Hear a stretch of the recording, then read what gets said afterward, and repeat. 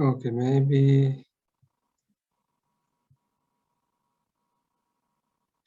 Okay, I think I have to start again. So hi all, welcome to Diversified Finance. My name is Lakal. So today is the third Zoom session. So we have few topics to go through. I welcome you all. So let me share these today's topics. So topic number one, level-headed investor attitude. I'm gonna discuss a little bit about that. And Sheehan and Chameera will Sheehan will discuss about higher interest rates and the impact on the economy because of that. And Chameera will go through some technical charts. And then we're going to look at gold and silver charts, Dow Jones. And Sam might join a little bit later, and he'll probably go through blockchain fundamentals and latest, give us probably like an update on what's happening with blockchain. And lastly, we can look at Bitcoin and all coins, and which is our favorite part. So that's what everyone's waiting here for. Okay, so first of all, level-headed investor attitude. Yeah, so this is really important right now. So that's what we're seeing at the moment. So looking at Bitcoin, if someone comes up to you and asks, like, what should I do? Like, I have, say, $10,000, and should I buy right now? The thing is, if you look at all the what YouTubers are saying at the moment, you can see it's everyone is so bullish, and everyone is expecting like a lot higher prices.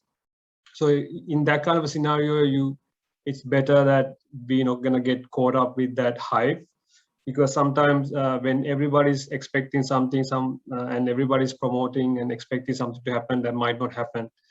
Specifically whales, like people with a lot of money, they can this will be like a really good opportunity for them to buy a lot of the Bitcoin that they bought long time ago. They can just sell it at this time and take some money out. So level-headed investor attitude is like, regardless of whether the market is bullish or bearish, you just not gonna worry so much. And if you want to get into the market, you can simply dollar cost average. So if you want to, let's say you have $10,000, and if you want to get into this market, like, and if you're like a newbie, like a new guy who's trying to get into this Bitcoin cryptocurrency market, you can maybe take $10,000 out, maybe 10% out, and accumulate some Bitcoin.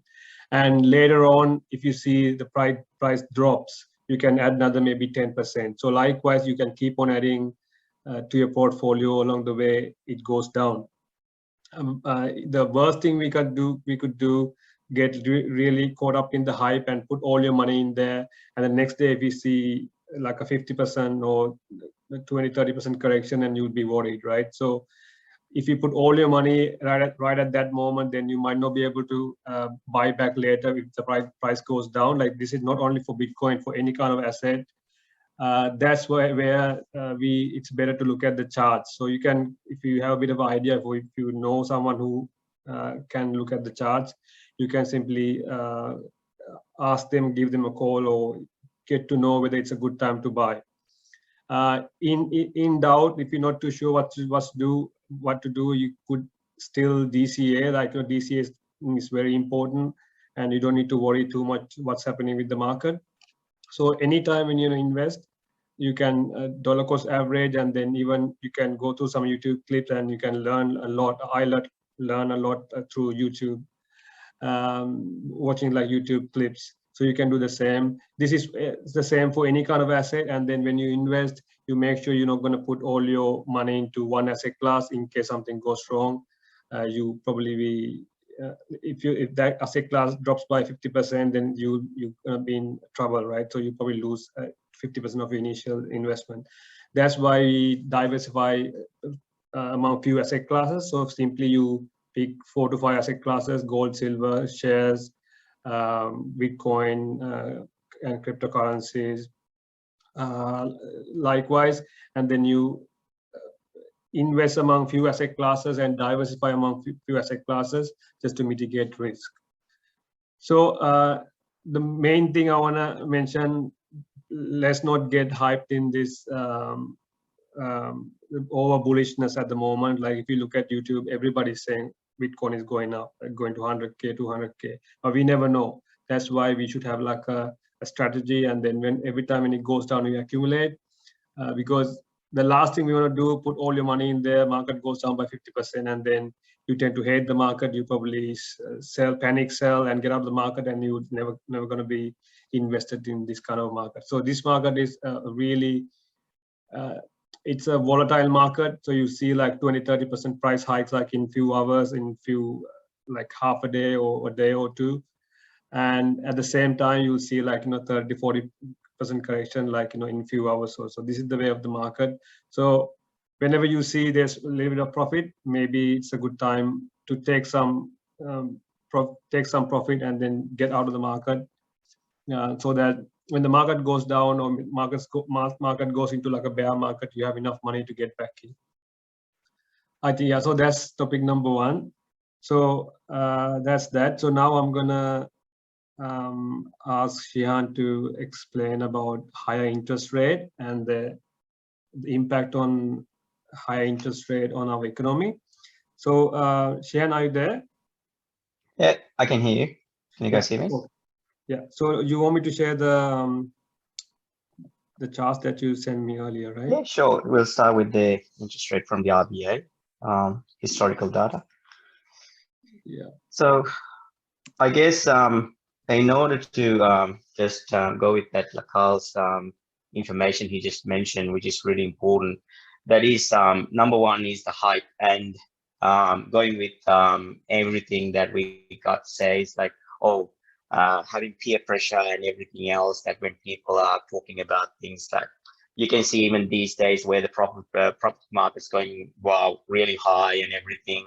And you can see it's going on millions and millions of dollars, Oh, I want to, like, especially in city market, you can see like everyone's buying into it. And what people need to understand is everything is cyclical. So the story is that not just Bitcoin, because it's a very fast market, you can see that. Same way, you can see share market going up and down, and these cycles are very common, and you can see it very fast going, and you can see it, actually, you can visualize it. But we also need to mention about the property market, which is also cyclical. And when people don't understand this, pretty much because they tend to fall into that trap saying, oh, look, it's the same thing, oh, it's going to go forever. Now, this chart that Lakal has just put on, it reflects on the average interest rates that happened from in the past. So you can see, these interest rates has gone up into 13-14% and sort of things, like, so basically we don't tend to understand this. And I mean, in recent times, and I remember there was interest rates going on to 6%, 7% sort of interest rates. Now people are buying into their home. That's fine. We all get this dream of a home, and that's really good. But also we need to understand, with all these things that we discussed today and everything in regards to Bitcoin, crypto and everything, what's our final decision? It's not to hold crypto. I don't think you want to hold forever some crypto. So you can say, I own something. And what have you done with it? Probably nothing, right? And it's like holding gold and you don't do anything and you die with it. So what have you done? What have you achieved? Nothing. So, but if you can reduce your debt, that's also a fact to go look into. The high interest rates, you can see there's certain time frames in this chart. You can see the interest rates going really high and it's coming down. Now this goes till a certain time frame. Now we got lower rates now because this is RBA data that I put on here, and you can see the historical data reflects that we should be prepared. Even if we get like 10 to 14% sort of a interest rate, we should be ready with it. Now, what can we do? Well, obviously, as I mentioned, right, reduce debt. That's a very good option, right? Rather than accumulating debt with equity and whatnot.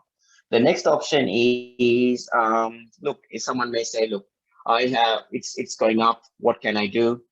Now you go to this next chart. You can see this next graph. You can see here the old rates, new rates, and the current rate. This is I got this from the current news came up where the bank's going to increase the fixed rates.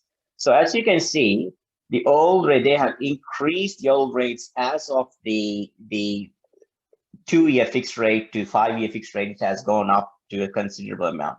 Now you can see they have lowered the 1-year fixed rate from 0.05.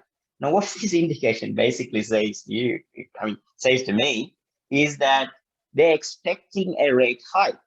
Now, this is not magic because Reserve Bank doesn't care about, how others feel, how the politicians feel. They take a generic overview of how the economy flows. And if they think that there is so much of a boost in the property market, it's going pretty much high, they would try to increase the rates. And this is part of something we have an indication from the banking sector showing us, look, I'm happy if you go for a 1-year fixed rate, but not for a 5-year or 4-year fixed rate, because who knows, I can increase by that time after 1 year.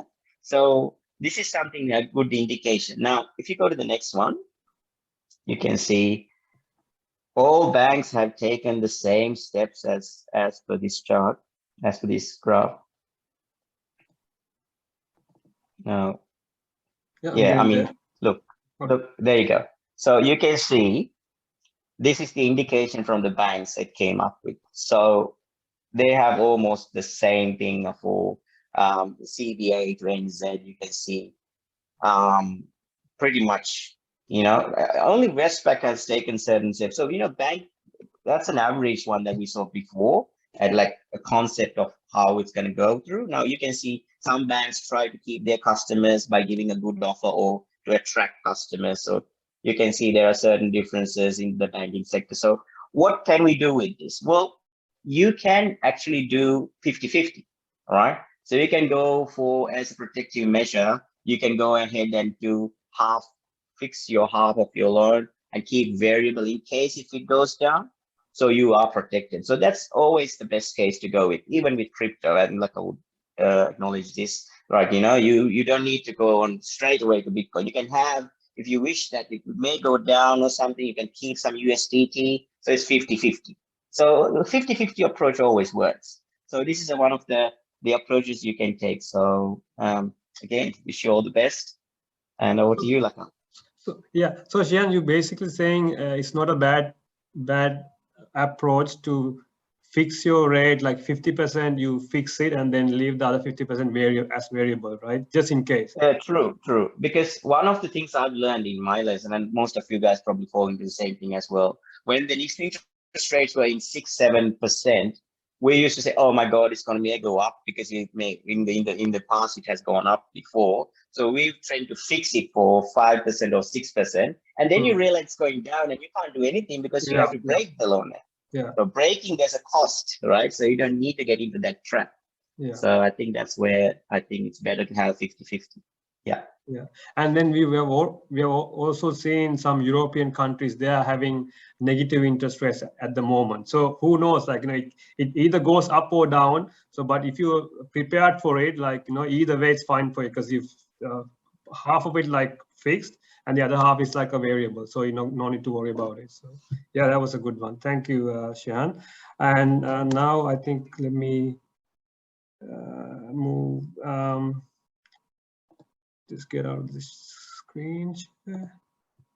Stop share. Chameera, are you there? Yeah, I'm here. Yeah. Okay. Chameera, kindly then, please, the next topic is, so Chameera gonna go through hidden bullish, bearish divergence, and he'll also explain the Fibonacci tool. So Chameera, please take it away. You can share the screen if you want. Yeah, thank you. Thank you. I'll share my screen. I think probably you have to enable. Sorry. Yeah. Hold on. Sorry. So apologies, I couldn't do much preparation. No, that's fine, man. That's fine. I think I'll just pick up something and we'll try to go through. Okay, now you can. Yeah, go ahead. Thank you. Yeah, let me know if you guys can see my screen. Yeah. So yeah, last week I think we discussed about the divergence, more like regular divergence. So that's why I just mentioned about the hidden divergence as well. So the main difference between those two is the regular or normal divergence. We try to identify where the trend reversal happens. Let's say in an uptrend, where the peak is, where will the trend will reverse, or in a bearish trend, where will it turn back, and what's the point we can buy, so we can get into the market. And in the hidden divergence, I'll just go back to the previous one quickly, but hidden divergence is kind of the opposite. So what it tries to tell us is to see where the trend continues. For example, in a bullish market, if you want to know whether this trend here, whether this is going to continue or whether it's going to turn around, we can use this hidden divergence. So it can be a bit confusing sometimes because we're talking about the lower lows and higher lows. And it is very similar to normal divergence, but it looks at in a bullish trend, we're looking at a forming of a higher low. And in the RSI, it doesn't really have to be RSI all the time, but it's a very popular indicator. Most of the time we look into the divergence. And in the RSI, if we can see forming a lower low, we say that trend is going to continue. So if I jump back to the other one we were looking at here. So the last week we look at the bearish divergence. So it was again a continuation uptrend, similar to the previous one, but we were checking at forming of a higher high. And in the RSI, we looked at it forming a lower high. So RSI sloping down while the trend continues, which actually reverses the trend coming down. Similar to that, the other thing in the hidden divergence in the same trend is basically we're looking at a higher low and a lower low in this, and we say that trend can continue forward and we can still go long in this kind of a trend. So the other one, the bearish hidden divergence, very similar to the bullish normal divergence, falling down. Otherwise, the declining market, if we can spot a lower high in the price action, and if our indicator is RSI, then RSI actually forming a higher high, then the investors say that this bearish trend going to continue. So we don't really have to worry too much. We can expect price to go further down in this. So in the trend reversal, we looked at the other day, in a bearish divergence, which is in a declining market, if we see a lower low and a higher low in the indicator, it actually can reverse. This can be a bottom, this can be a dip and pick up.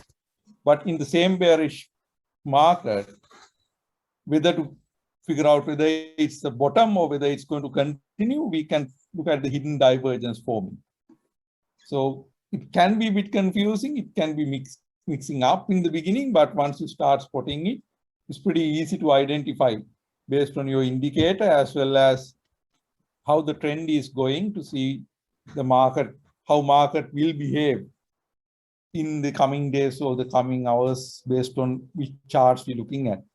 So again, these are basically helping our entry, but it can't be taken solely to enter the market.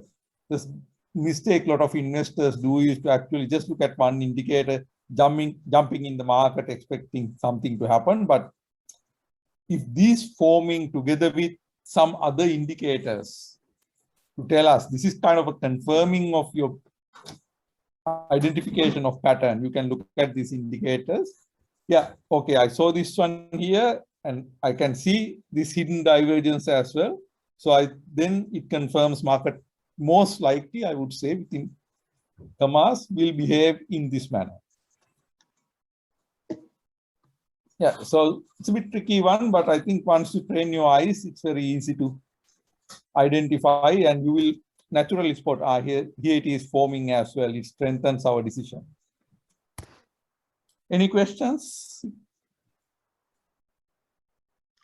Yeah, like it's you need some time to like get used to this one, right? Because the normal divergence is very easy to pick. You easily see it, but this one is not that easy to see, right?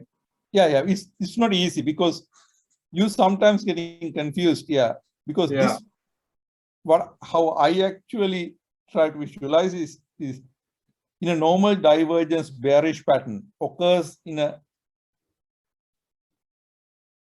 trending up market, and in the same market you will see a hidden divergence. Oops, I just clicked and confused all this. Yeah, no, it's pretty slow. Yeah, so hidden bearish divergence and normal bullish divergence can be seen in the same trend lines. So when you're looking at an uptrend, you can see one of those options to see whether this trend either going to continue this way or this trend can come down. Yeah. Because you at least can filter only two. So yeah, 4 is confusing, but once you know the trend, whether it's an uptrend or downtrend, you can filter that out to two divergences. Yeah. Either normal one, hidden. So then it actually makes it a bit simpler. And it's more a confirmation. I just only look at that when I want a more confirmation to see whether I can identify something there. Yeah. This is it's a very helpful tool, like especially if you are trading, right? Like say if we do swing trading or daily trading, weekly trading, this will be really helpful because look at this price structure. Like it made like a higher high and then it drops so much, right? Yeah, exactly. So if you took this hit somewhere here in a swing trade, yeah, you're going to go down, like especially yeah, with the features. So leverage trade. Yeah, it would have been like a really good short at that point. Exactly. Yeah. Yeah. Only thing is like you need to spot it right at the moment and entering the right candle as well. I think we can later on figure out which is the candle we should enter this trade, etc. Yeah. Not too much of an issue, I think, in a longer swing trades, but if you kind of getting into day trades, it's pretty critical to find a confirming candle, like to enter this trade as well, because you're going to close it pretty quickly. So that's why you're looking at the charts and identifying it is pretty important. Like identifying it really fast is important when you go into short and shorter trades. Yeah, I'll quickly jump into the RSI as well because I think we need to save some time at the end. Yeah. So the RSI, the Fibonacci retracement. Yeah. So this is a kind of a mythical one, like the other ones like RSI, etc. Like tells you about the market strength, etc. So from the Fibonacci retracement, I couldn't really link up when I was studying where this comes in other than a belief, because Fibonacci patterns available everywhere in the nature. And because of those patterns, a lot of people believe that those impacts as well, probably after studying a lot of markets, etc., those can form support or resistance patterns in certain critical Fibonacci levels. Yeah, so if you use TradingView, it's pretty easy. You got the Fibonacci tool here. I just get the normal one. In an uptrend, what you do basically is you got your swing low, swing high. And I've seen people doing it in different ways. And if you only want to look at the patterns here, from swing high to swing low, you can draw. It gives you Fibonacci levels. So these levels, I think this 50, if I'm correct, is not really a Fibonacci level, but it came into the regular use as well. So let's not get into the science of Fibonacci and everything, but the lot of other points, this 0.256. So 21236, 382, 618, etc. are the most important Fibonacci levels. And I think this is kind of a real Fibonacci levels, and the 0.5 somehow came into the picture as well. So I got a little bit confused there as well, like people, whether they do, uptrend from the swing high to low or low to high. And a lot of people I've seen using this to actually, oops, sorry, I just by mistake pulled the,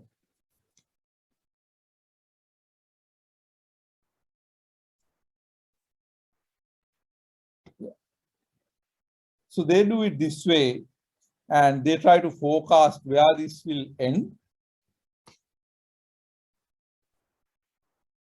But this is reverse, right? They got to be careful, right? Yeah, exactly. So this is the reverse, right? Yeah. So when they talk about where this market will hit 85, etc., I've seen people actually drawing this in the reverse. Yeah. And trying to predict, that this is like it's going to hit 85,000, etc. Yeah, It's a bit funny, but and then even if you go down, see 618 is actually 382 because it's been exactly, swapped. yeah. So if you just think, oh, I'll buy, I add more when it's at like golden retracement, which is 0.618, Yeah. you are actually buying at 382. So you got to be careful, right? Yeah, So you are buying at low price. Yeah. I don't use it that way, but I've seen people actually do it. Yeah. It's a easy mistake to make. Yeah. Yeah. So usually the practice in an uptrend, you go from swing low to swing high. Swing high. Yeah. And figure out where the key resistance and support points are. Yeah. So normally, if you see like an uptrend, and then let's say you miss this whole run, like from what is it, like 39 to 67. But if you want to accumulate, if you want to get back in, 0618 or 05 is the really good place where you can re-enter, right? If the price comes back to say 53 to 50,000, that would be like a really good area to get in, right? Sometimes might not get there, but yeah. People believe that these, once they pass those levels, it becomes really good support levels. Yeah. And it retraces back. Basically, that's why it says that it retraces back. Like we can see, it's actually retraced now back to 236. Yeah. Right? A lot of people who believes in this level, they think that now it hits this level and it can swing up. Or once you pull down, I think this is the two critical levels, 05 and 0618. But 0236 is the weak level, right? We cannot expect for it to pick up from there. You might have to come back down, at least down to 0.5. And if it stays there for some time, then we know, okay, maybe that's a good time to enter. Yeah, if it comes all the way down to the 50 and starts hanging around, you really good position to enter. But again, this one as well, you need to take with a little bit of pinch of salt. Yeah. Because the biggest issue I have with Fibonacci is like it doesn't tell anything about the market, right? There's no relativity to anything else. So it's kind of a mythical set of boundaries, but established in the trading, like if you hit this level, it's going to retrace back. And the thing is, if everyone follows that, it might happen, right? Because every trader is using this tool, then everyone will buy at that time and it will probably go back up from there. So that's the thing. So basically people build confidence, right?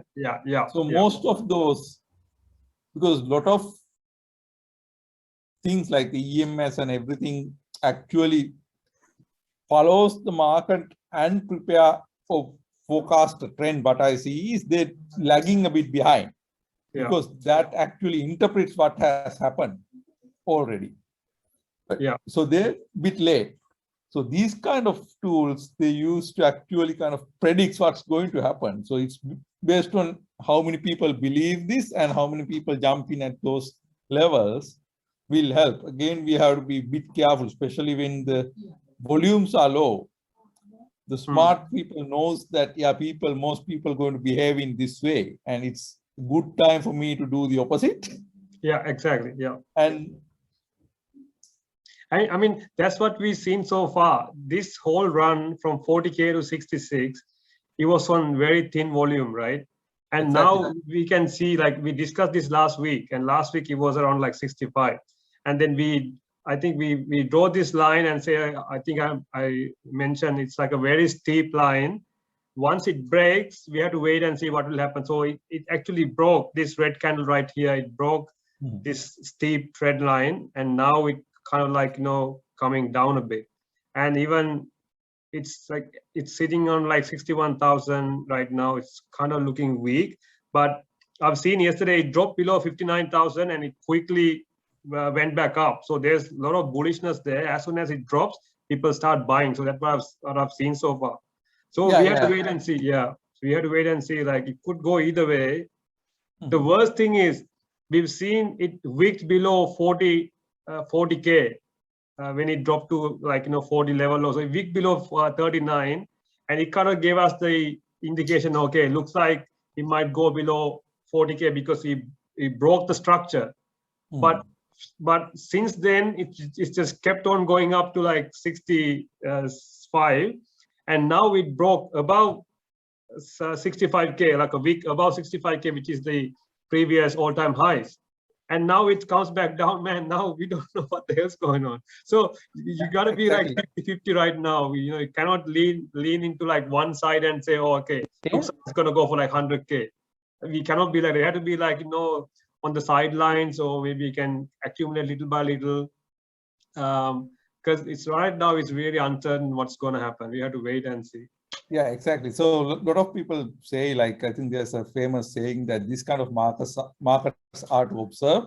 But because what happens is like a lot of people feel missing out already. Like they wanted to enter at early 50s, etc. They feel missing out. They don't want to buy at 65. Yeah. As soon as they see 7,000-8,000 lower than this high, they think, this is my entry point. I'm jumping in. Yeah, yeah. Like I saw in some forums as well, they kind of praying. Some people who missed out, they praying, will it come below 60 so I can buy? So those people who wait, they're going to jump in. Yeah. So then it actually stabilizes around. Yeah, yeah. But this is a good opportunity for the people who bought Bitcoin around like under $1,000, so like under 500, under $100, and if they hold a lot of Bitcoin, it's a great opportunity for them to sell and get out of the market, right? Because exactly, like I think not even 1,000. This is kind of, we actually became a bit greedy knowing that how far market going. Let's say 3 months back you brought it for 30,000. If you could double money, let's say if you invested, investor who invested 500,000, if you could make your 500,000 a million in 3 months, and then take your money and go. It, right? Yeah, exactly. That's true. Yeah, so a lot of investors who actually invest these funds and all, double is more than what they can achieve usually, right? We're talking about 10%, 7% increase per year. Yeah, true. Yeah, so that's true. A lot of people can sell because this is, I think, the 99.2% or something in profit as of last week.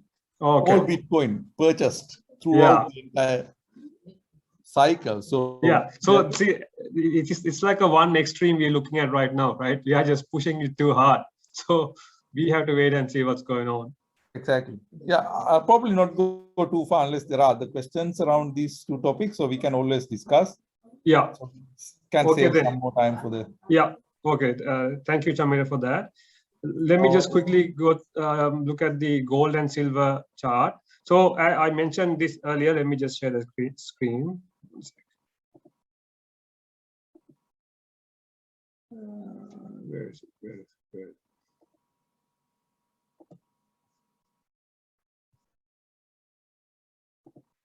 Okay. So as I mentioned earlier, like gold and silver is really important. It's a hedge against inflation. So most people, they buy and hold, they never sell. It's like a monetary insurance against the money printing and all these crazy things what central banks are doing at the moment. So if you remember, probably in like March 2020. That's when silver was oversold. So this chart is gold against silver. So if you see like higher prices like 125, that's like when that was the best time to buy silver, because we see like this is the gold/silver chart.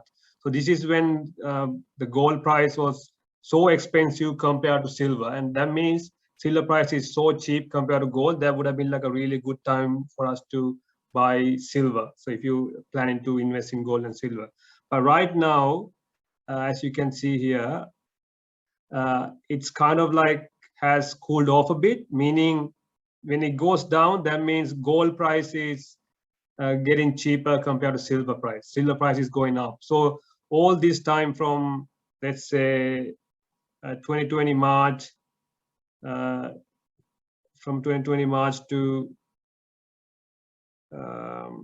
right now, this ratio has dropped like 40%. That means compared to gold price, silver price has gained 40%.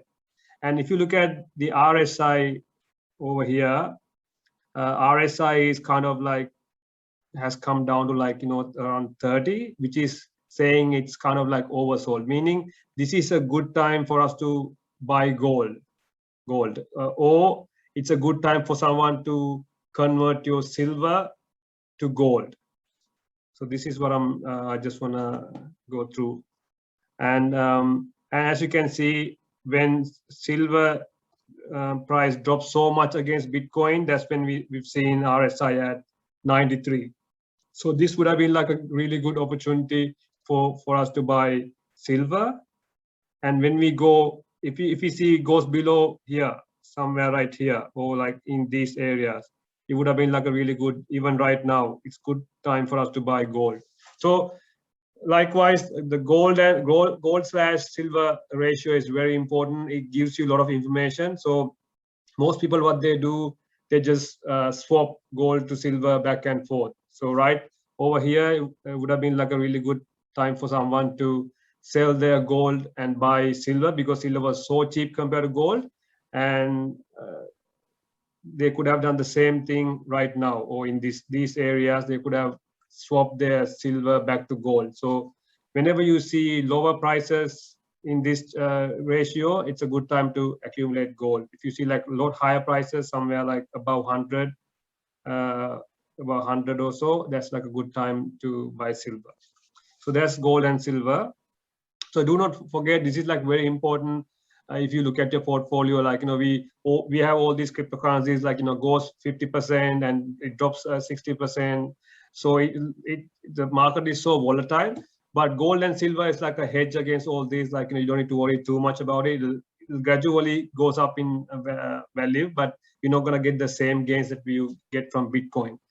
And same way, it's not gonna go down by 50% either. So right now, given that they're talking about inflation, so interest rates are going higher, there's a lot of inflation. If you get in this kind of environment, precious metals, so it's not just gold and silver, even platinum, this is like a really good investment. So at the same time, we can always look at Bitcoin and gold and silver shares as well. So if you're expecting higher gold and silver prices, we could always expect to see higher gold and silver miners going up. So we've seen this in 2020 when we had this the COVID crash, and after the crash, we've seen like gold just went above, ounce of gold went above 2,000 US, and at that time the gold and silver miners just went crazy. It's just like some shares went up like 100-200%. So this is a really good area to look in, gold, silver, and gold miners and silver miners. So it's something that if you want to look at, it's better to have in your portfolio in case something goes wrong, you are protected. So the part of the diversification, you can add some gold and silver. So that's gold and silver. And the other topic, let me just quickly stop share.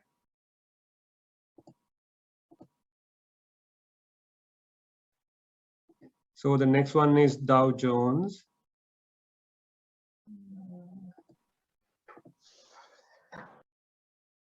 Any questions you have regards to gold and silver? Okay, so we've done like 4 topics so far. So we can look at Dow Jones right now. So let me just quickly look at Dow Jones.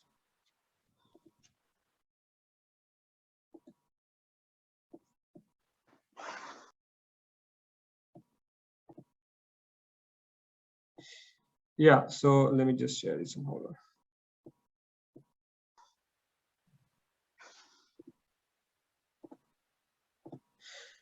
Okay, see, last Friday, we've seen Dow Jones made a higher high. So either we're gonna see a bigger bull market because it's made a higher high, or this could be like a bull trap. See, as you can see here, it just made a higher high. It just like Bitcoin. So we've seen this like Ethereum, Bitcoin, Dow Jones, all of these assets like doing the same thing. I don't know, they're planning for something or something terrible going to happen. They just peak just above all-time highs, and then we've seen like Bitcoin just dropped down. Even Ethereum just gone up. It has gone above all-time highs, and then we've seen it's like come down a bit. So same thing happening to Dow Jones. So next week, end of next week, we'll have a much better idea what's going on, whether the Dow Jones going to go down. So these markets are we need to keep and look at Dow Jones and S&P as well, because it depends. Like if we see massive correction happening in Dow Jones, Bitcoin not going to survive, right? People just probably sell their Bitcoin to reduce their risk or just to cut their losses. They just probably take a lot of traders. That's what they do. They have gold. They buy gold and silver as a hedge against the Dow Jones and share market. And when you see it's going down, they tend to sell their Bitcoin and take some profit just to cut their losses. So this is what we've seen so far. So next week is going to be pretty interesting. We have to wait and see like what's going to happen. So Dow Jones made a all-time highs, just broke all-time highs. And if you look at RSI, it's not oversold, like overbought.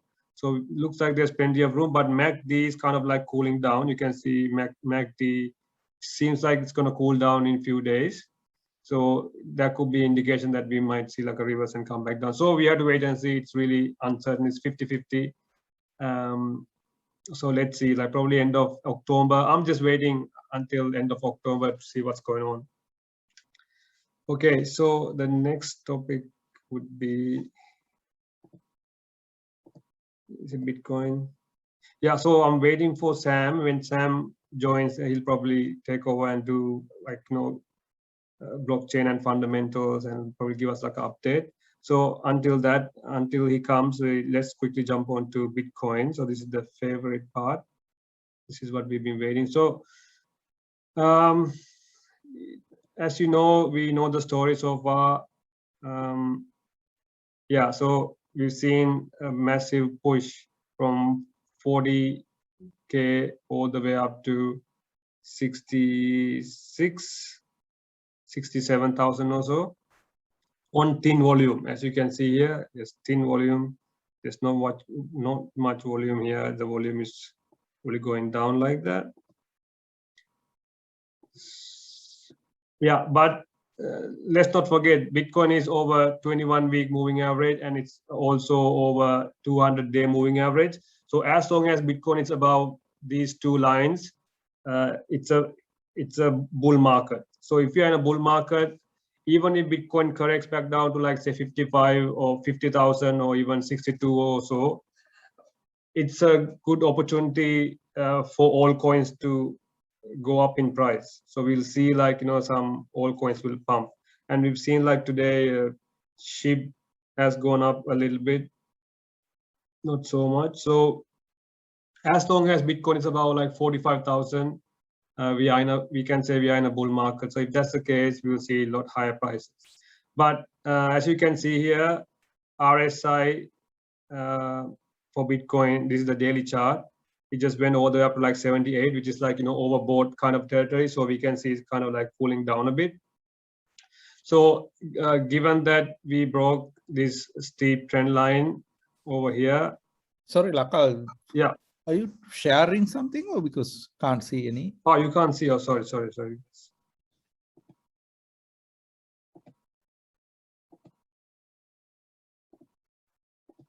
I'm sorry. Okay, how about now? Better, right? You can see it. You guys can see it now? Okay. Yeah. So, okay, I'll start again. So, yeah. So as I mentioned earlier, we've seen like a steep rise. It's like, a lot steeper compared to what we see now here. And then we saw as soon as we broke this trend line, we saw like, price probably dropped from 52 to, yeah, 40,000, which is like 25% drop. So we haven't seen that as yet. So let's see, we might see a 25% correction might take us down to, let's say about, 50K. That this could happen. This could happen. And then, there's a lot of bullishness in the market, lot of hype. And as I mentioned earlier, I've seen it dips below 59, 60K, and it just push it back above 60K. So there's a lot of bullishness.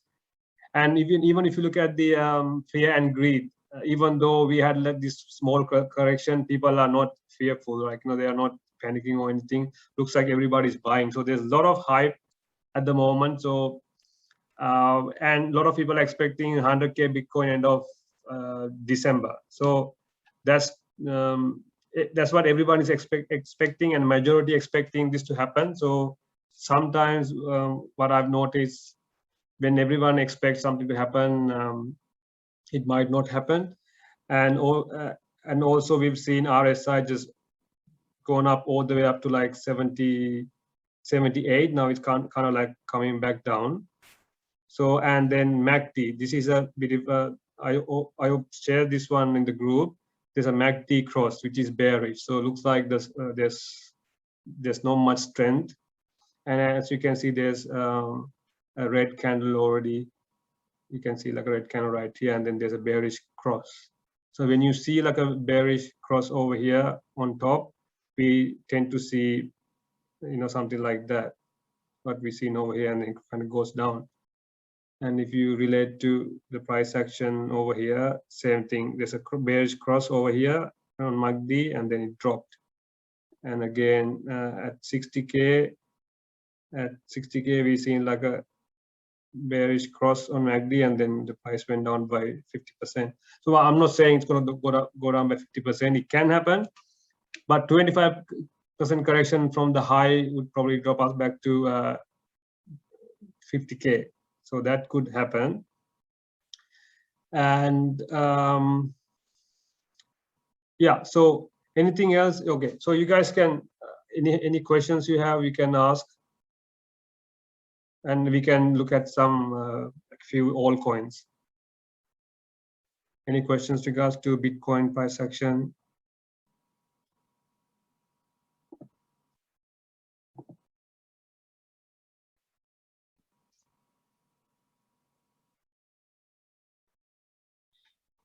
Yeah, so in the group, I just mentioned few altcoins, because as long as Bitcoin is above 21-week moving average, it's a really good market for altcoins.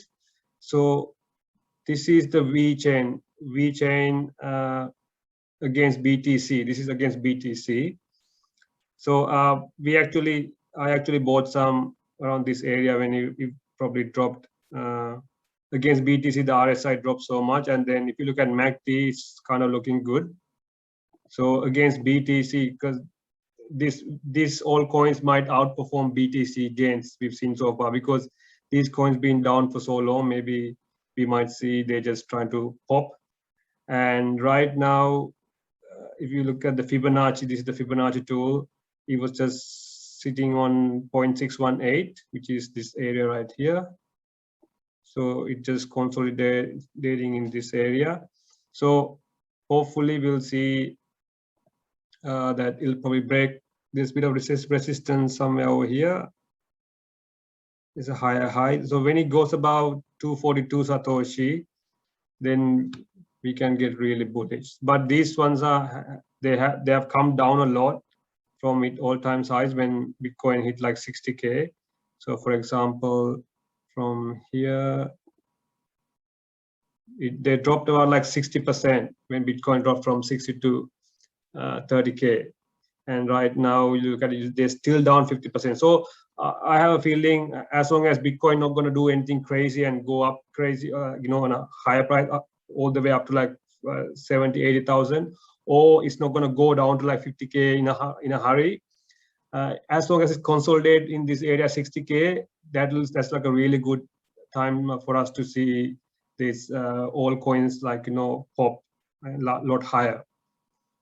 And this coin I mentioned, this one coin. So none of this is financial advice. So you got to do your due diligence. Who knows if Bitcoin, if there's some kind of a black swan event like in the coming week, if Bitcoin drops to like 40K or below 45, then we are back in a bear market. If that's the case, we're not going to see these altcoins gains from these altcoins. So WET is one coin that I looked at, and also LTC. Yeah, this one is LTC against BTC.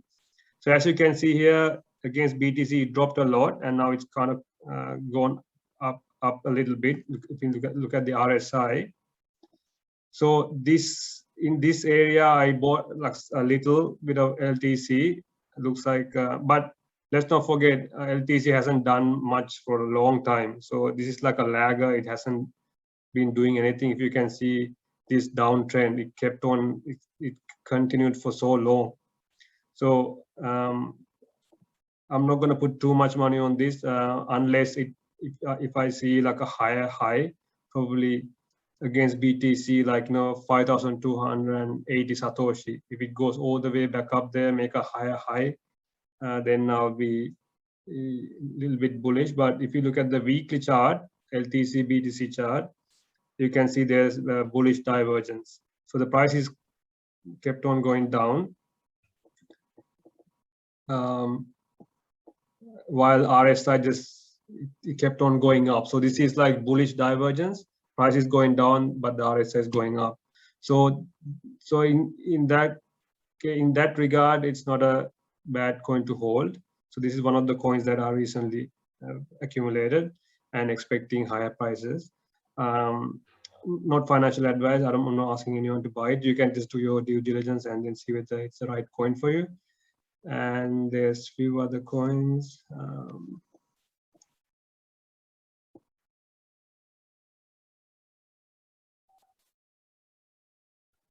Yeah, this one. Yeah, so this is a new coin actually. Let me just go to daily chart. Yeah, so this is SLP. It's like a gaming token. So if you look at the USDT, there's not much data. So I had to look at the SLP against Ethereum. So this is what I've seen. Even this one, we've seen bullish divergence. So RSI is kind of climbing up, the price is going down. And this one, if you look at the weekly chart, it has come down a lot. Like, for example, if you look at over here, this is a weekly chart. So 1, 2, 3, 4, 5, 6, 7, 8, 9, 10, 11, 12, 13. So like for 3 months in a row against Ethereum, this coin kept on going down. And if you want to buy it now, right now, it's about like 6-7 cents USD. So I have a feeling like, these, I mean, there's an opportunity, always there's an opportunity cost for holding up these micro cap coins, because first you'll see Bitcoin pump, and then Ethereum, and then you'll see large cap, and then mid cap, small cap, and then you see, these coins tend to pump. So holding this coin, you probably have to wait for maybe few weeks until you see all the coins on top make some gains, and then once they have gone up, then people will take that profit and come back in, and then they could buy these coins, and then that's when we see like higher prices. But right now I have a feeling this is a cheap coin to hold, so I just bought some recently, and given that we have bullish divergence on the RSI, I'm not worried to hold, like put some money and see what happens. So this is another coin. Excuse me, Lakal. Yeah. Could I ask a question there? Yeah. What's your take on? I've been listening to some news and actually watching some about a coin called Polka Markets, which has been going up a little bit like, you know, I don't know the correct word to say is the bullish trend or whatever it is. So what's your take on like something like, I think it's Polka markets. So I saw it POL. K. Oh yeah, Polka markets. Yeah, I got it. Yeah, let's have a quick look at it. No problem. So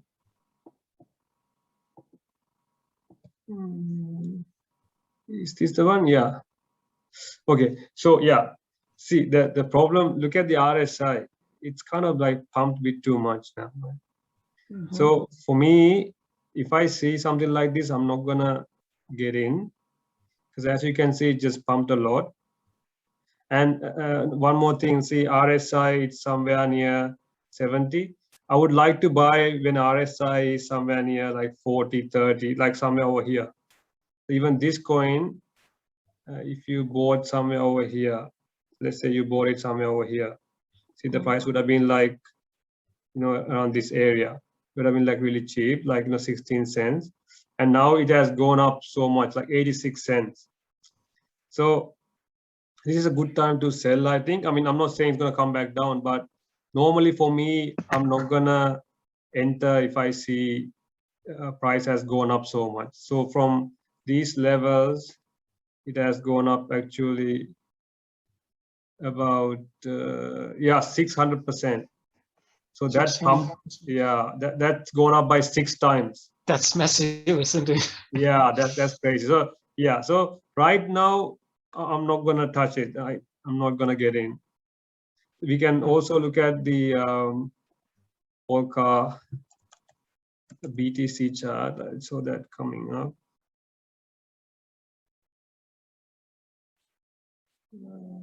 Slash BT.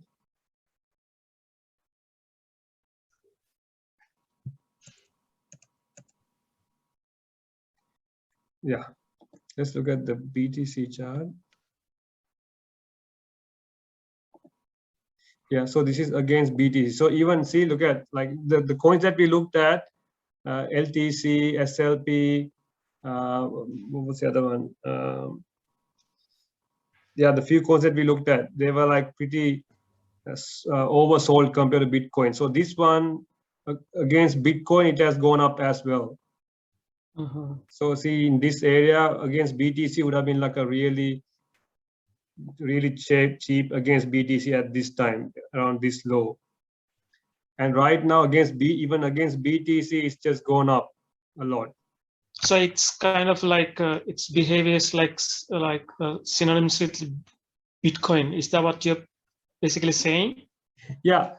Like normally what I do when I look at these charts, I look at the USDT chart just to get like idea of the price action. And I also look at it like, the price action against Bitcoin. So because the Bitcoin, first we'll see Bitcoin pump and then all coins follow it later, right? Yeah. So if you see some kind of an altcoin is oversold against Bitcoin, that means maybe in the future, dollar terms, it might go up in value. So that's why if you see like this coin in this area, like 27th of June, it was oversold against Bitcoin. Would have been like a really good time to accumulate at this area. And right now, it has already gone up 2.5%. Sorry, 2.5 times, 250% against Bitcoin. So if you put like say for example, someone put like bought 1 Bitcoin worth of this coin, right now it's probably sitting on 2.5 Bitcoins. Yeah, so this coin right now is not a good time to enter. Looking at the RSI, even MACD is kind of like cooling down. You can see this like a light green bar. So if you see light green bar like that, and then it gets shorter, and it becomes red. So strength is now, there's not much strength at the moment. It's a good time to sell. Thank you. Yeah, no worries. Yeah, so there's few other coins I want to get into with. But have a quick look at the pond, POND. Is there something you came across? Or? No, I have looked. POND. Something I started looking at last week. Still didn't jump in, but Okay, let's have a look.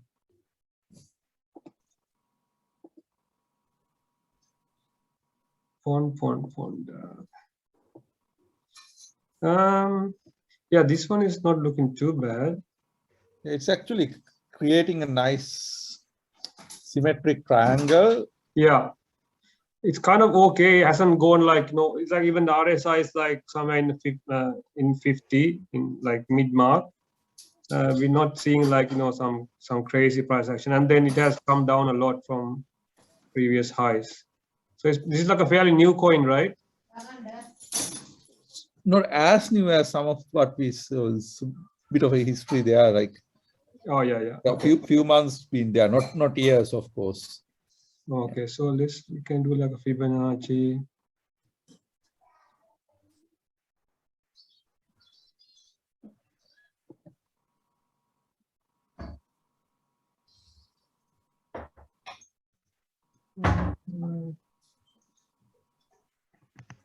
So yeah, it actually dropped a lot. Let me just from its highs. Yeah, this one you can accumulate. Yeah, it dropped 70% from its highs, so it's probably down. But is this on Binance? Yes, right? It's not on Binance, I think, because Yeah. the one reason I didn't get it because I had to move some money and get it on Pancake Swap or somewhere. Okay. Yeah, these coins can pump. Yeah, I'm not saying no, it can happen, but let's look at it like on coin market cap, the market, what do you call it? The market cap. Market cap, yeah. Yeah. So where is it? I've seen in some forums like few people discussing about this and people holding. Yeah. Expecting some gains to come in this.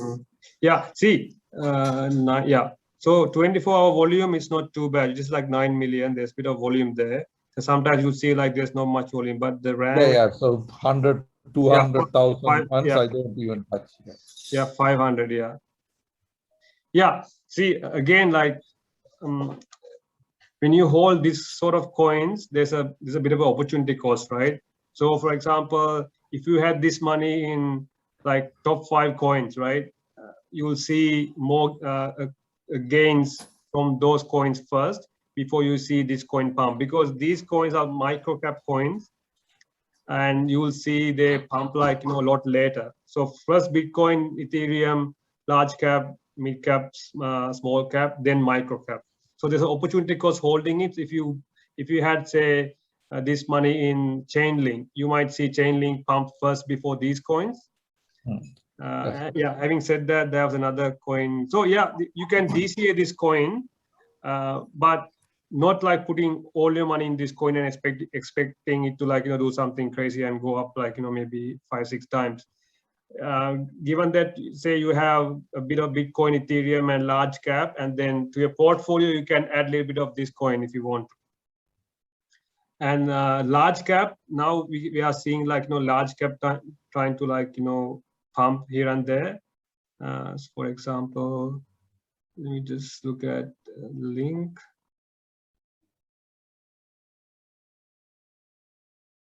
Yeah, so Link, this is Link ETH chart. So as you can see, it just kept on going down against ETH a lot. And then here, there's like a lower low. There would have been like a really good time to accumulate Link against Ethereum. So Ethereum gone up so much, but this one hasn't been doing much for so long. And even if you look at the weekly chart, you can see here, it just kept on going down. So against Ethereum, Link, I know it's an expensive coin, it's about like $27, $30 or so.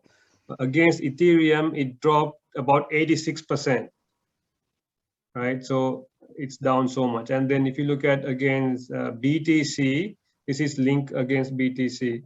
So against BTC, it dropped about 75%. So these coins got so much potential to pump. Even though they're expensive, they will. I have a feeling because against Ethereum and because Bitcoin and Ethereum has done so much and then gone up. They broke their all-time highs, but these coins been kept on going down. That's when these coins become like a really good opportunity to accumulate. So we can look at the USDT chart, the daily chart. So yeah, we need to. I'm expecting it to break this 32 level. Once it's broken, we'll probably see. This is like a bullish pennant triangle. So you can see it tried to break once, and the second time it might it'll probably break today or tomorrow or maybe a few days, or it just dip below like that, and for the third time it'll probably break this line, which is like 32, and then we'll see they'll probably come back to retest this line, this 32 level, and then go higher. And then once it has gone above $53 USDT, it's just price discovery. It'll probably keep on going higher. So this coin, I already bought some, and I'm holding and expecting it to go higher as well, because everybody's focused on Bitcoin and Ethereum right now. They totally forgot about these coins. So when Bitcoin and Ethereum is going up, going up crazy, and then has outperformed these coins, it's a good time to look at all coins. So this is another coin. So WET, we already looked at Link, SLP, and there's few other coins. There's another coin I want to look at. It's forming a bit of a cup and handle type pattern, right? Pattern as well, right? Yeah, that's true. It is bullish pattern. This is a bullish pattern. Yeah, that's true. And yeah, XML. So let's look at this one as well. Yeah, so XML, this is not too bad as well. So it hasn't even, see, they all these coins looks like they're gonna pop. So you look at this level right here. Yeah, so once it break this level right here, there's a bit of resistance somewhere over there. So yeah, once it breaks 40 cents, then the same. This is kind of similar to Link as well. This is the USD chart. So you can see 1, 2, third time it might break. Like in a few days it might break. So this might go up in value. And then this is not like an expensive coin. It's like about like 40 cents. So these coins you can look at if you want to accumulate. Do your due diligence. Don't just go all in. You can accumulate large cap, mid cap, small cap, and micro cap. So you can see, because if you make money from Link, you can take that and then you can invest in Pond or SLP, as I mentioned. So you can make money from these coins. Like, this is for short-term trading. You can do that if you want to. May I also just get one more other coin for you to look at it for me, please? Yeah. The graph. I remember asking about this from Callum as well. Yeah, GRT. Yeah, it's a good one. Yeah, this is a pretty good coin actually, like really good fundamentals. GRT.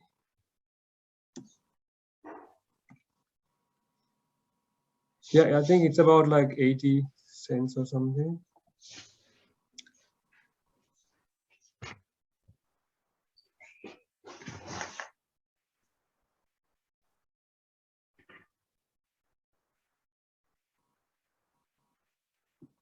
Somewhere here, I can't find it. Okay, let me just have a look.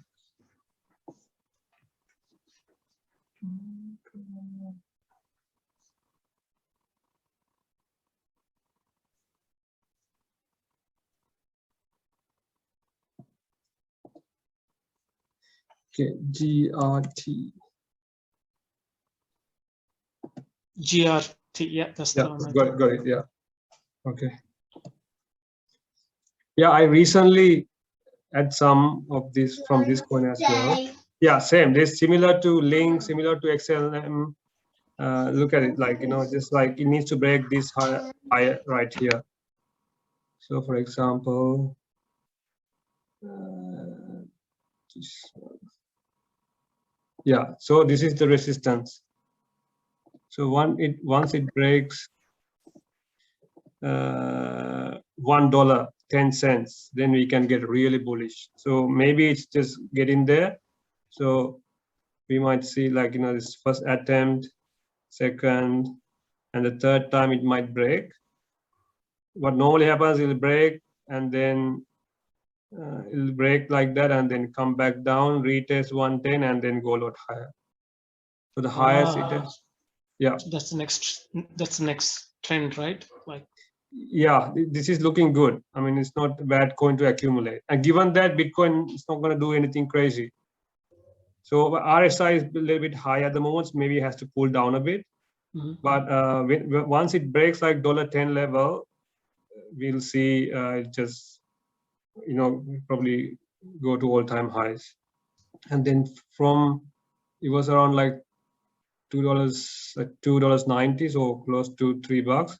From all-time highs, it dropped about like 85%. And even right now, it's like still 68% down. So these kind of coins, like, it's okay to accumulate, like looking at this RSI and all that. But I would like to see RSI just drop down a bit. Yeah, we can accumulate DCA these coins and see what happens. thank you. Yeah, no worries.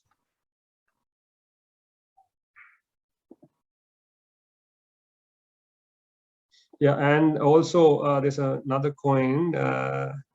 This is a really old coin. It's called Digibyte. I don't know whether you heard about this. So if you look at Digibyte against BTC, man, it's oversold. It's absolutely oversold against BTC. So maybe there's a lot of room for this coin as well to pump. It's cheap. It's around like 5 cents USDT. But Satoshi is 82 Satoshi, so it's a very cheap coin. So as you can see, it dropped to like these levels, and then we'll see like massive pump. Like for example, from here to the top 500%, and then again it dropped to these levels, again a massive pump, another 370%.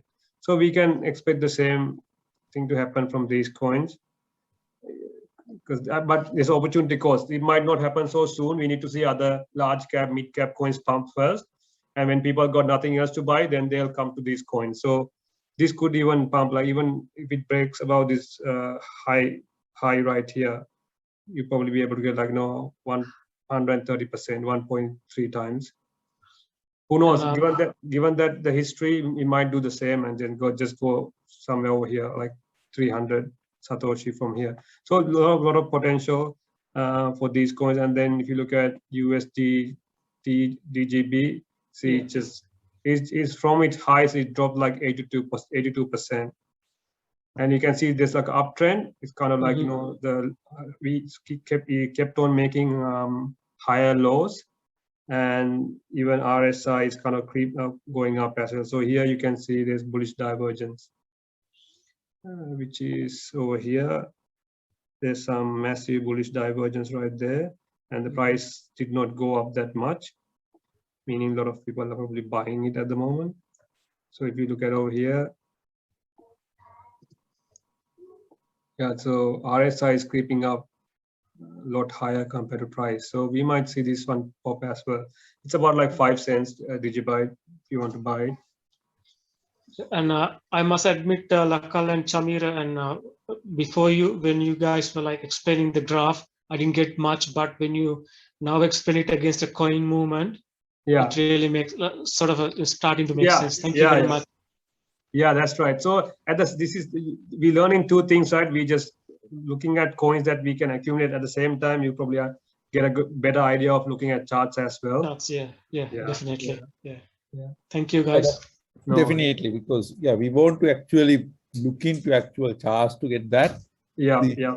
I just wanted to make it quick so we can come here quickly. Definitely. Yeah. I find it very helpful when we back. Yes, when we speak to a particular coin and then we look at the charts and all that, then it makes sense what's RSI and all. True. And it's also actually it's also important to know a little bit about theory as well, right? So you can definitely. And there's another coin, this one XECD. There's not much data. It's like a very new coin. So you need to be a bit careful with these kind of coins. But it has dropped so much actually if you look at it. So from here, yeah, it just dropped like 50%. But it's a very cheap coin, like something like Shiba Inu. It got like 3 zeros in front of that. So I know people like that kind of coins. I got a little bit of this coin as well. Like in case, look, the price hasn't been doing much, and it just kept on going down. So this is the support level somewhere over here, and it's just like this, like a fake breakout, like a bear trap or something. Somewhere over here, this is like the support line. So it's on support right now, and then you can see like there's a bear trap. It's like looked as if it's gonna go even lower and then quickly reverse and got back up, and now it's on support right now. It's on support, yeah, just above support. So who knows if it goes somewhere up here, then we can make like a little bit of money from these coins. It's like 50%. I don't know much, but it's a cheap coin. Like, you know, when you, I mean, once it has, it has like, you know, gain 100, 200%, then it'll become popular. Everybody start talking about it. And then when they look at it, it'll be still cheap because it still have 3 zeros in front of this coin. So these coins, like, you know, can fly like crazy sometimes. So just in case, like, you know, you have some Bitcoin, Ethereum, you got large cap, mid cap, small cap, and then you have these micro cap coins here and there. If it spikes like, you know, 500%, 5 times, 6, 7, 10 times, you can just make a lot of money from these coins as well. But you're not going to put too much money into these coins.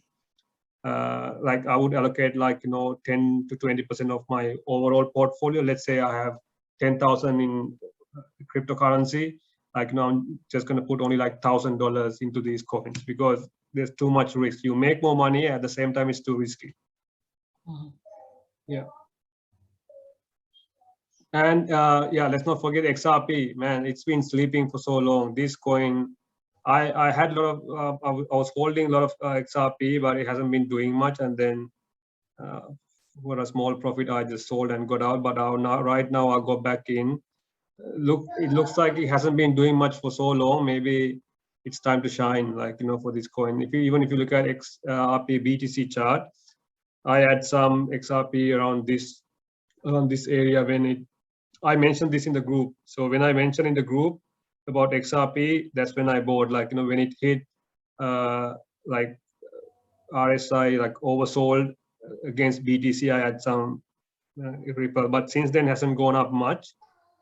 So it was around 1672 Satoshi. Now it's about like 1780. It hasn't done much, but hopefully this time at least we will see XRP like, you know, pump a lot.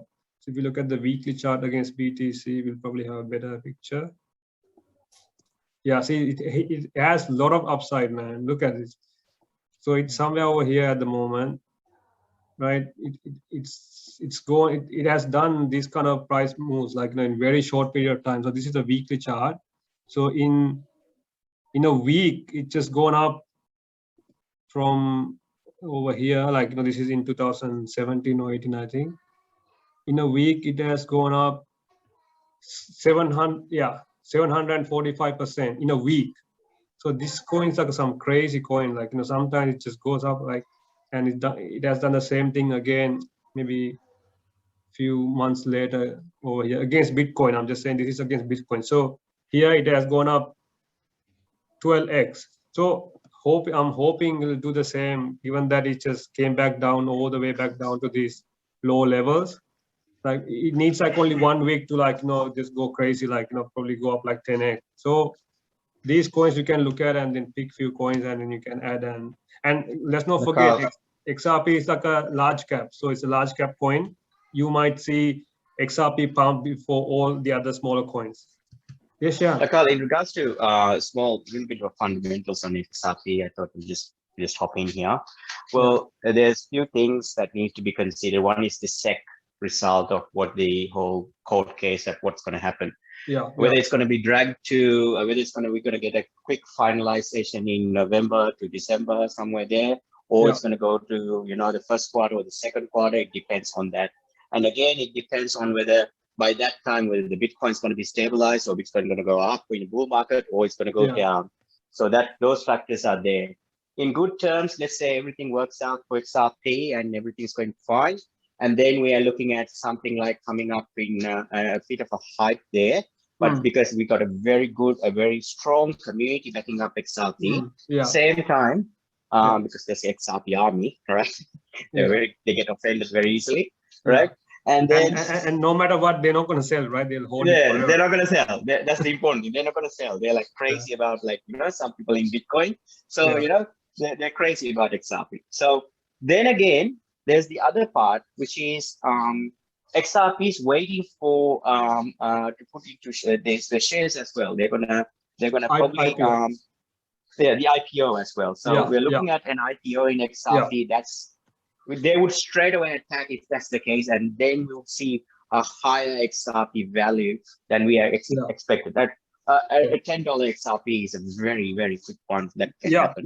That's right. Because last time it just pumped to like $4.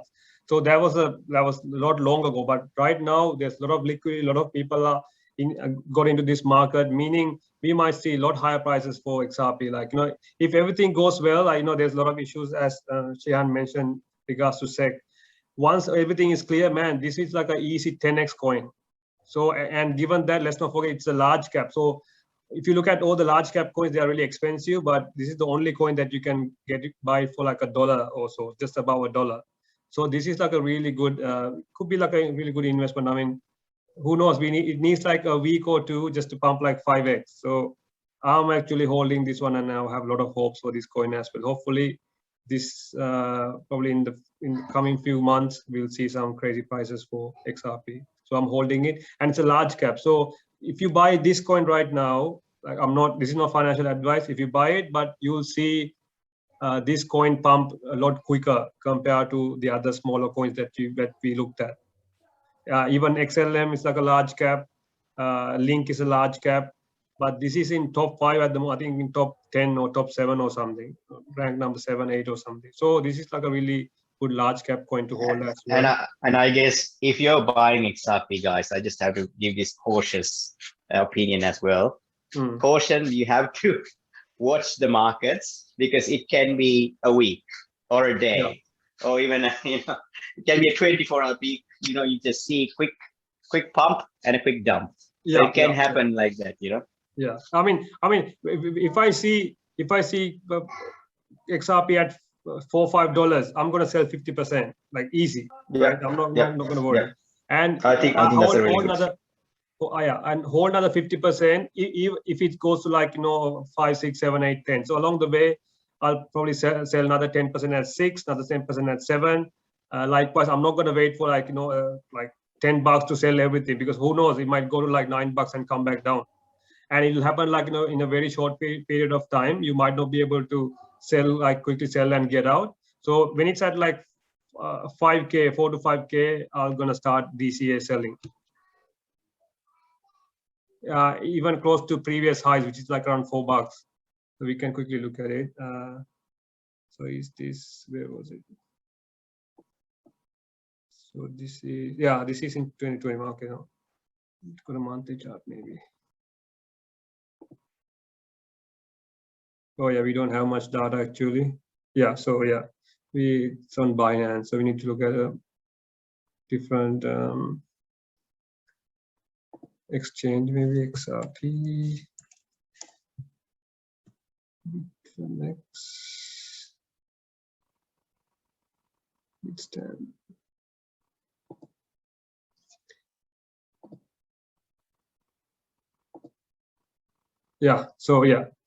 So see, last in 2018 January, it went up to like $3.20. So this is like USD. So AUD about like $4.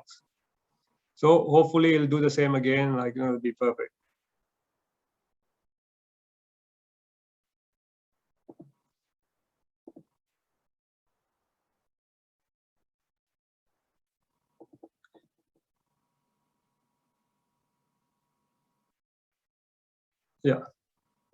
Okay, so I don't think Sam is in yet.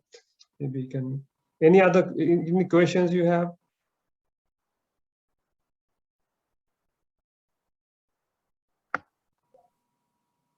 So how often you guys get together like this? Every Sunday. Every Sunday. Okay. Cool. Every Sunday, 8 p.m. Yeah, for the past 3 months, few months, we've been in a couple of months we've been doing this. Yeah. Thank you, Callum, for extending the invitation for me as well. Yeah, So that I could be a part of it.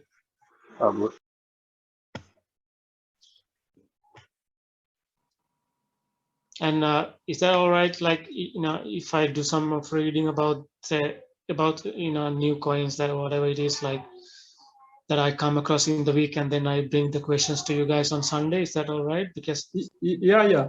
And we have a group. We have a Telegram group. Maybe Sheehan can send you the link. And if so, you can join the group. Oh, fantastic! Thank you. Yeah. Yeah, I can do that.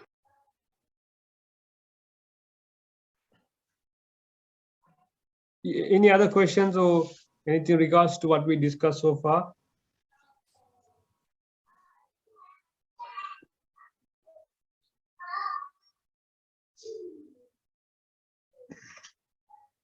And I got to go right now, so thank you very much. It's been a very helpful session, and I really look forward to see you guys again on next Sunday, and hopefully I'll have some questions as well. And then thank you once again, Sheehan. Having me in this group. Thank you, Chameera, and thank you, Lakal. See you guys next time. Thank Have you. a good night. Okay, see you. Okay, bye. Yeah, I think probably Sam got caught up with something. Yeah, looks like he's busy, right? Yeah, so Yeah, we might can not. probably. Yeah, I didn't even try to call, so. Okay. Maybe we can do it next week. Next week, yeah, we'll do it next week. That's fine. No worries. Yeah. So if you guys have any other question, we can probably call it a day. Vic, do you have any questions, Vic? You were just sitting there not asking any questions, right? No, I think you covered most of it. Oh, okay, no worries. I was just going to remind everyone there's if you've been holding XRP, I think last year they had the airdrop. So you'll have Songbird in your wherever you stored it. Oh, okay, Songbird, yeah. And that's trading at 40 cents or something now. If you've held XRP that long. Yeah, there was a snapshot last year. I'm not sure if anyone's held it for that long. Mm-hmm. Yeah, you probably lost money anyway if you held XRP that long. Yeah, I totally forgot about it. It was on my ledger and OS. I've hardly used that. I need to go and check whether maybe. Yeah, but this is like a different. This coin, Songbird, is it like on like a ERC20 token? Yeah, I think it's ERC20. Oh, okay. I think unless they've got their own. I think the snapshot was. I think initially. I'm not sure if they migrated to another blockchain. Oh, I think initially. I guess there's 2 airdrops with Songbird, so there's like 2 happening. So if once that snapshot happened in that time of the year, which I never made it because of the, as you mentioned, I sold everything, I guess. So yeah, there's 2. I can't remember actually what one of them was Songbird, and there's another one as well. So there's Play, 2 I think. Play, yeah. Flare, yeah. Yeah. Okay, guys.